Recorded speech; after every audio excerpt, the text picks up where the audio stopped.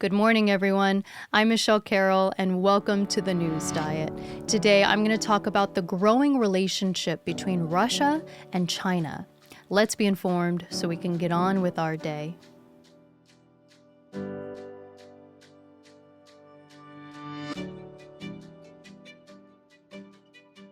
As a new channel, every new or returning viewer makes such a big difference. So I just want to say thank you so much for tuning in.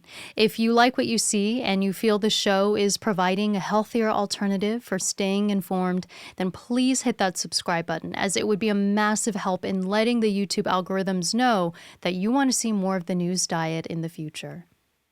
It's been announced that Russian President Putin and Chinese President Xi are going to be meeting next week in Uzbekistan. The nature of the talks hasn't been fully revealed, but signs of a strengthening relationship between the two have been highlighted throughout much of this year. In many regards, both Russia and China find themselves at odds with many current Western sentiments.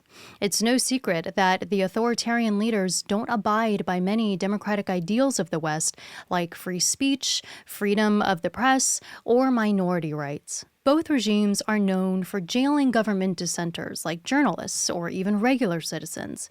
China even censors the internet available to the Chinese people, restricting some content from the outside world that paints the country in a bad light or portrays ideals incompatible with the Chinese government. And Russia has had to battle accusations of poisoning dissenters. Also, both countries share similar desires to secure what they deem to be the rightful ownership of otherwise independent regions.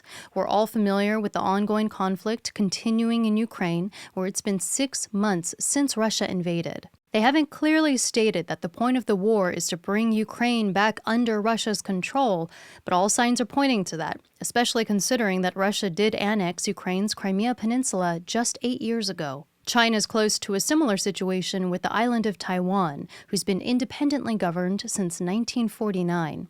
No invasion has taken place, but President Xi has made it clear that they consider Taiwan as a part of the mainland and has warned governments from around the world from supporting Taiwan over them. They've recently conducted military drills near the island and even condemned a recent visit from Nancy Pelosi. The war in Ukraine has inherently formed an East-West divide, as many Western countries have come to the defense of Ukraine by providing financial aid, military equipment, and even weapons to help fight off Russian forces. Also, Western nations have expedited the expansion of the military alliance NATO to include members Sweden and Finland, which Putin considers a threat to Russia, considering Finland shares a border. In addition to the aid and NATO expansions, the West has enacted very strict sanctions against Russia that have cut off much of the country from the international financial and trade systems that have consequently caused an energy crisis in Europe and food and supply shortages around the world. So, Russia is likely looking for allies, and while China hasn't blatantly expressed support for Russia regarding the conflict, they have referred to the U.S. as the main instigator and have provided Russia with much-needed support in the form of cars and smartphones. In fact, China and Russia have just signed a gas deal to start fulfilling gas supply contracts in Russian and Chinese currency instead of euros or dollars. This comes as Russia is stalling the delivery of gas to Europe, who rely heavily on Russia for their energy. They say it's because Western sanctions have prevented the ability to conduct necessary repairs to the gas pipeline Nord Stream 1. But Western parties involved say that this isn't true and that it's a stalling tactic. Regardless, as the West has attempted to divest and boycott Russia, others, like China, are looking to take political and economic advantage.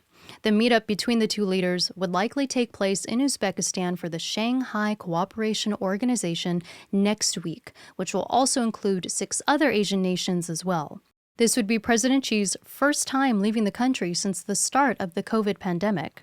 The suspicions of a strengthening relationship between Putin and Xi come at the same time as a U.S. intelligence finding that revealed that the Russian military of defense could be in the process of purchasing millions of rockets and artillery shells from North Korea.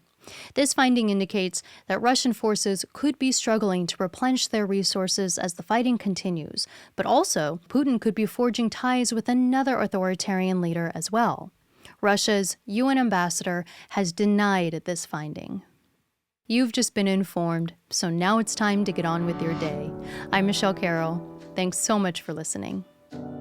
If you enjoyed the episode and want to continue following a healthier alternative for staying informed, where I forgo partisan fighting and fear-driven narratives, then please be sure to hit that subscribe button, as of course you'll get more of this show in your feed, and also you'll be helping this new channel grow and reject sensational media. Thank you so much for your support, and I can't wait to see you in the next episode.